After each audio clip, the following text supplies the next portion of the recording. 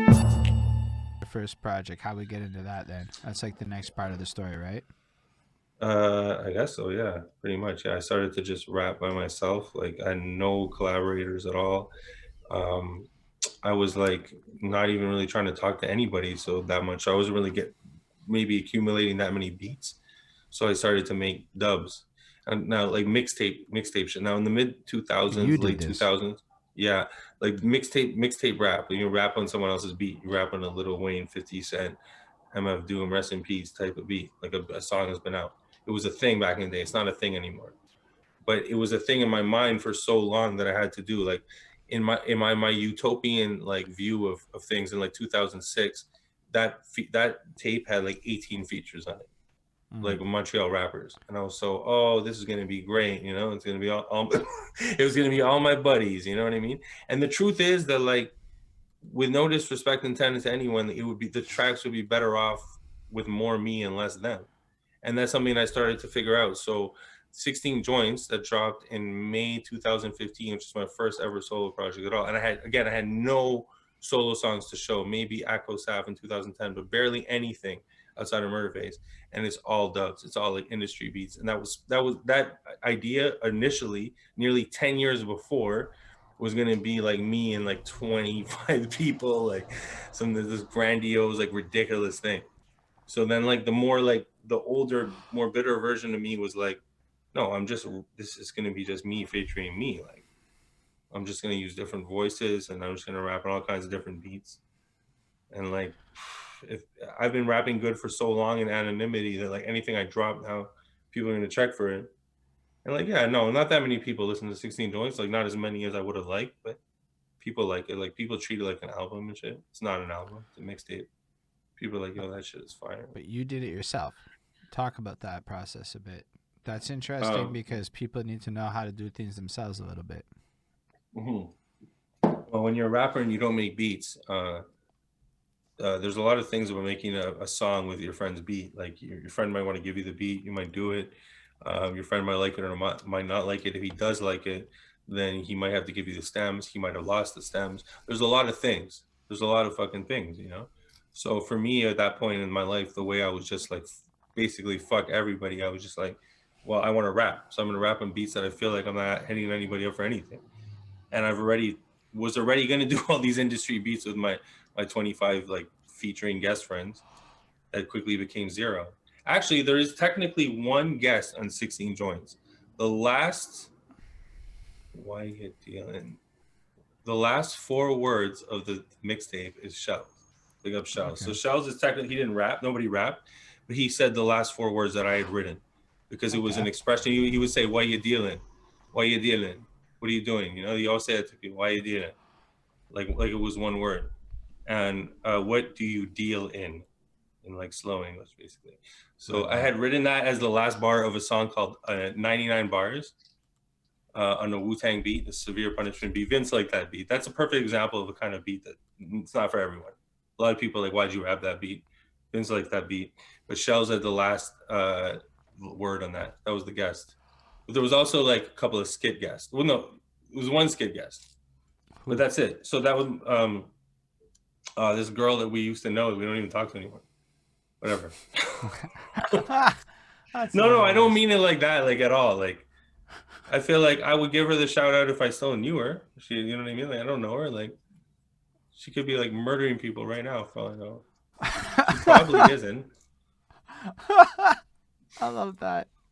Your mind is fucking If you, amazing, dude. yeah. Anyway, so that's what 16 Joints was. It was like, oh, I got to get something out. Like it's not an album. It's probably not a good idea actually to waste like 16, 20, 30 verses on industry beats. It isn't, and you can't put it in certain places. But like, I was just like, no, the world needs some like Coolman Logan. Well, Well, I actually, have a no, it was Crack question Lips at the time. about We were that. listening to some CL, so it's gonna happen.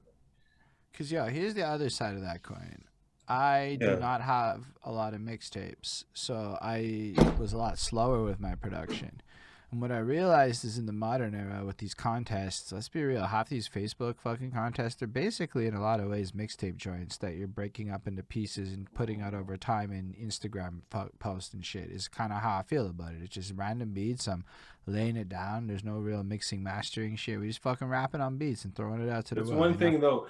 It's one thing to not have your shit professionally mastered, but it's original beats though. That's the thing. Like I'm legitimately rapping on other people's beats. But like the way to a lot of people, about, they don't fuck with that.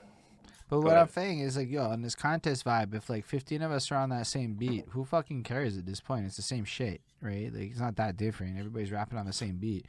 Now, I thought a lot about this shit because there's stuff like Amino Domini where you can lease beats and a lot of other shit like that, right?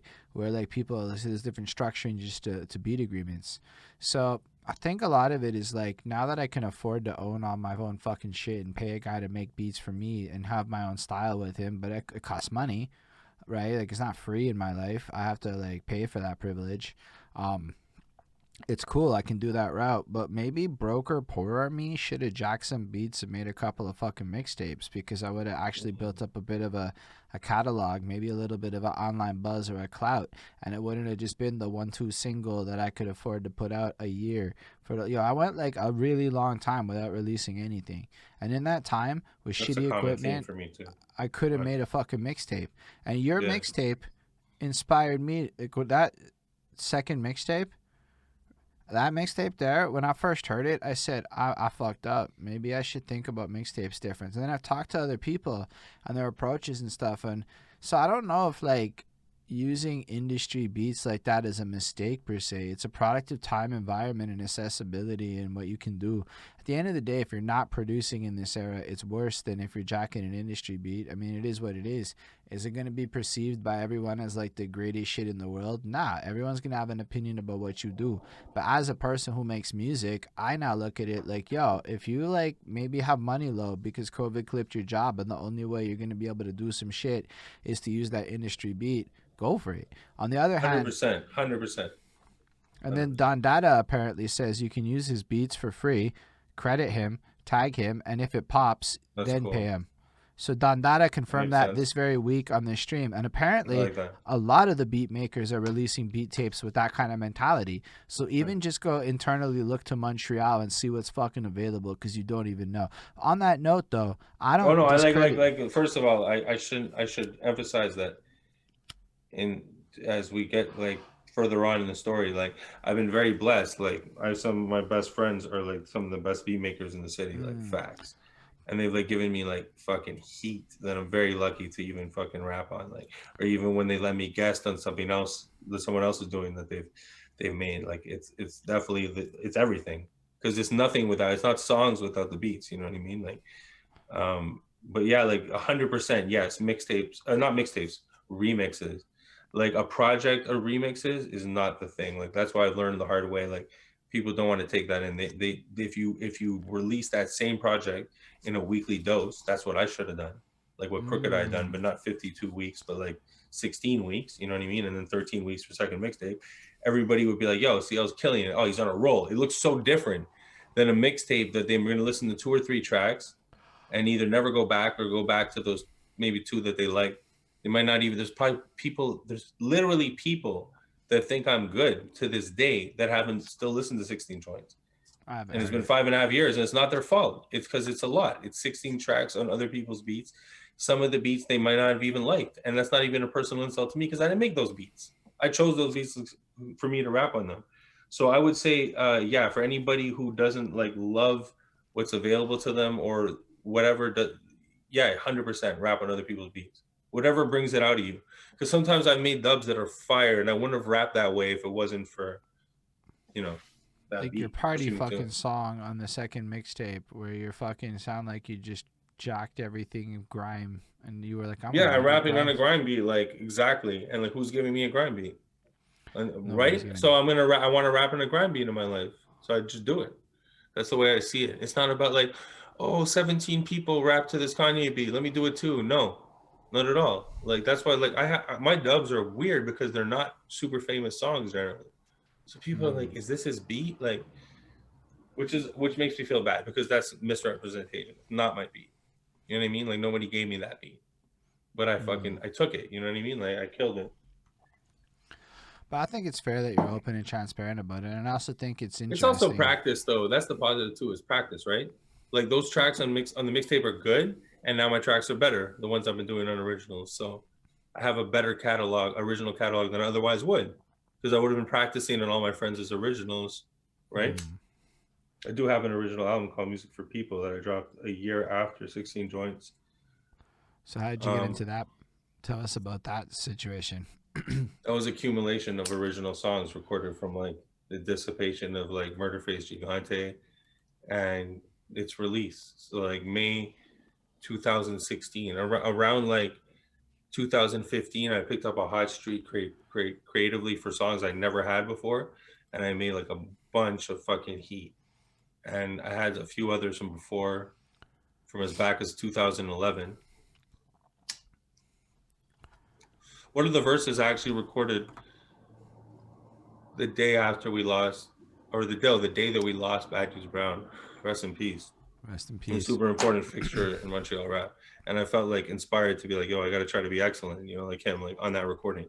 And that very first verse, that specific raw take, was the first song on my 2016 album. The 2011 verse, like the day that we lost Bad News, by total coincidence, and not about him or anything like that, but I just had that fury in me from like, because I knew him, you know, and so that's how I started that album. And then so it was just a bunch of other songs, you know, that I picked up over the time, 2012 songs, shit like that, you know, and then some 2015 songs, and then I dropped it in 2016. And I got like a huge crowd. I got 100. We're talking about shows. I got 101 people paid. Anybody who knows anything, they know that's a lot, especially like for someone who's just pushing it on Facebook. I didn't even have Twitter or nothing like that. Like I did it all by myself. I booked that show and everything. I booked the openers. Shout out to Jay the Villain, BK Brooks. They brought mad people through.